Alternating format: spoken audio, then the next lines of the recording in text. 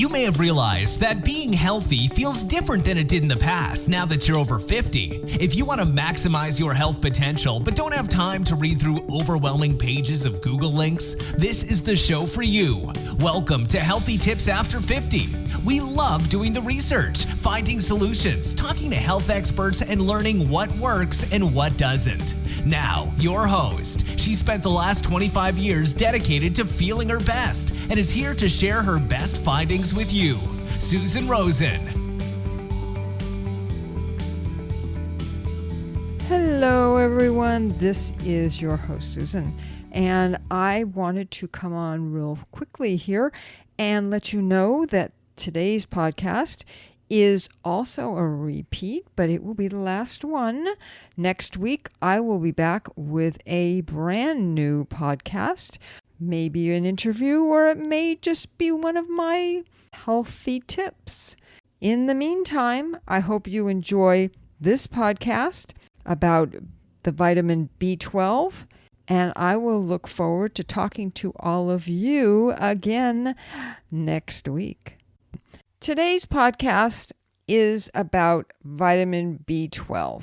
And if you're over 50, you've probably heard about vitamin B12 and how important of a role it plays in all of our overall health. It helps to maintain and or improve your red blood cells, cell metabolism, nervous system, digestive system, and the production of DNA. And if your body doesn't get enough B12, you can develop symptoms which include depression, irritability, mania, canker sores, brain fog, memory loss, tingling in your extremities, particularly feet and legs, dizziness, and fatigue. Not all at the same time, but some of them I guess you could probably get together. B12 deficiency has also been associated with dementia and low cognitive function. But there isn't any specific data showing that actually supplementing with B12 will help turn those things around. But I thought I'd throw it in just because it is, again, something that we, as we get older, start to have issues with. So people over 50 need to watch for these symptoms and issues. And if they have any of them, they should go to their doctor to have their B12 levels checked. So I'm talking to you, okay? So if you have any of them, you should go to your doctor and have your B12 levels checked. And they can do that very easily with a blood test. A B12 deficiency, if it's caught early enough, shouldn't be serious or debilitating, as it's very easy to get and take B12 liquid, tablets, capsules, or even a shot from your medical provider, which a lot of times if you are really low on your B12, your doctor will start you off on a shot or two or something from that way instead of telling you to start using supplements. One reason that a person might develop a B12 deficiency is because they are vegetarian or vegan. Plants do not contain any vitamin B12. So vegan diets in particular contain no B12. Vegetarians who eat milk and or eggs still may get some B12. But mostly we as humans and people, we get our B12 through our food. And so the vegetarians and vegans have an issue on where do they find that. Another reason for deficiencies to arise is because someone is taking medication for acid reflux, say, which stops your body from creating stomach acid, which then results in the B12 and other nutrients in your food not getting digested, broken down, and taken up by your system. And that's because you need stomach acid to break down the food or the pills or anything else that you put down your throat. So that same thing can happen as we age because our bodies usually stop making, not everyone's, but usually stop making as much stomach acid as it used to. Another medication, metformin, which is used by diabetics, also inhibits the absorption of B12. So if you're on that, you need to watch out. An autoimmune disorder called pernicious anemia is a type of vitamin B12 deficiency anemia, which is a disease where not enough red blood cells are produced due to a deficiency of vitamin B12.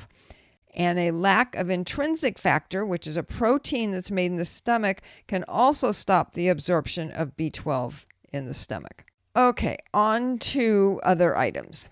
The usual recommended dosage for vitamin B12 deficiency is around 2,000 micrograms per day. The normal dose for healthy individuals, just whose B12 levels are in the normal zone, get it from their food usually, is only 2.4 micrograms per day. To get the 2,000 micrograms, you need to use a supplement such as a liquid, tablet, or capsule. Personally, I take a liquid, and there are a number of different kinds. And on top of that, to make it even more confusing, there are 4 kinds of B12 that are available in the marketplace, and the one you decide to take can be one or a combination of 2 or 3. Needless to say, you have to look at the label. Most of the ones I've seen have been cyanocobalamin. I've never been able to pronounce these right. Or methylcobalamin. And if you try one and it doesn't agree with you or the symptoms don't get better, you can change to a different kind and see how that works. That actually is what I ended up doing. And I found that a liquid containing the methylcobalamin works best for me. I have reactions to the other kind. But I have read that methylcobalamin is superior for oral use, which I thought was kind of interesting. Since of all of the B12 supplements that I've ever looked at, I would say over half of them are actually the other kinds. So just saying. And for a healthy person, 2.4 micrograms per day is all that it's required. And you just get that through your diet, as I said before. B12 is found in animal products. For instance, 3 ounces of cooked clams has 84.1 micrograms, and 3 ounces of cooked beef liver has 70.7 micrograms. Those are the 2 highest on the list that I found. 3 ounces of sockeye salmon has 4.8 milligrams, and 3 ounces of light tuna canned in water has 2.5 milligrams. And then it kind of goes down from there. 3 ounces of broiled top sirloin beef only has 1.4. 1 cup of low-fat milk, 1.2. 8 ounces of low-fat fruit yogurt has 1.1. Now, some breakfast cereals, granolas, and other grain products, even some breads, actually quite a few breads that I've seen, have about 25% of the daily value added into one serving that you can get in one serving of the product. But that's only 0.6 micrograms. So you're going to have to try and get things from multiple places, obviously.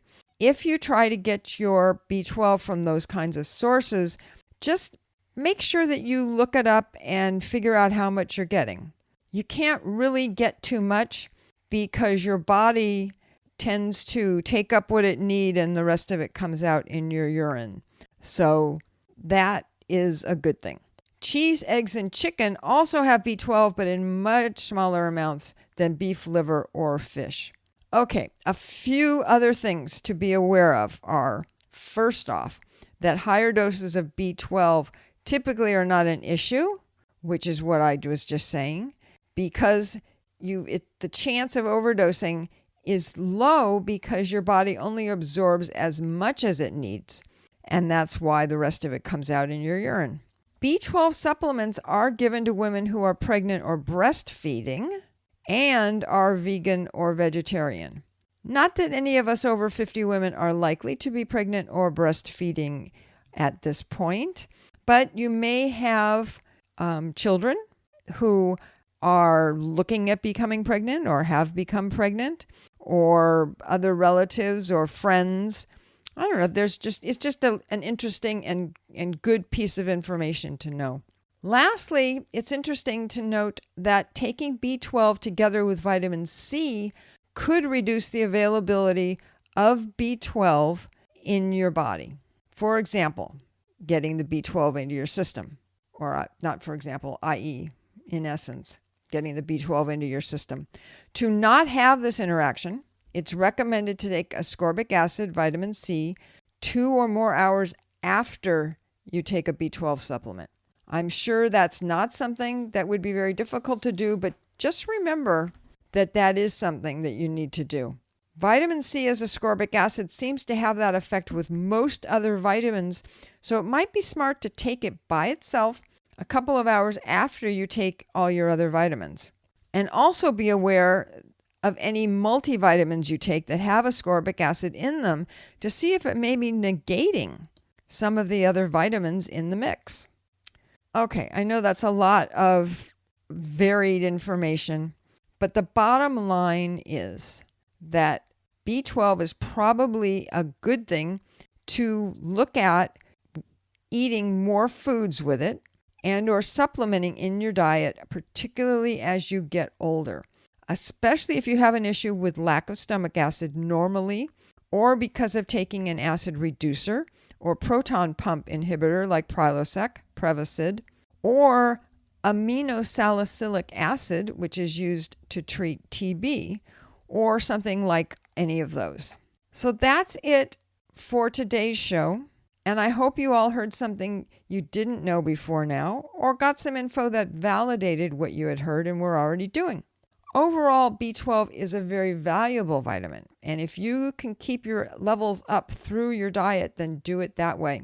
If you are having any of the issues I mentioned, then you should talk to your doctor and have him or her check out your B12 levels to see if you need additional supplementation. Additional B12 is easy enough to find and take. Like I said, I take a liquid every day because I can't find a tablet or pill that I don't react negatively to, but that's not real surprising. But I would expect that all of the rest of you can find a good B12 supplement from any of the many supplement companies online or who have local stores. As usual, I'm going to end with saying that I am not a doctor, and this information should not be seen as medical advice. If you are having a medical issue, please contact your doctor or another health professional.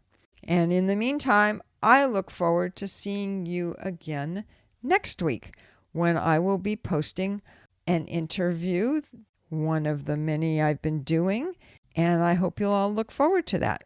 Talk to you soon. This has been Healthy Tips After 50 with Susan Rosen. To stay on the cutting edge of the most effective health strategies, subscribe to this podcast and let us know what you thought of the show with a comment or like on iTunes. Visit healthytipsafter50.com for this episode's show notes, more resources, and free offers.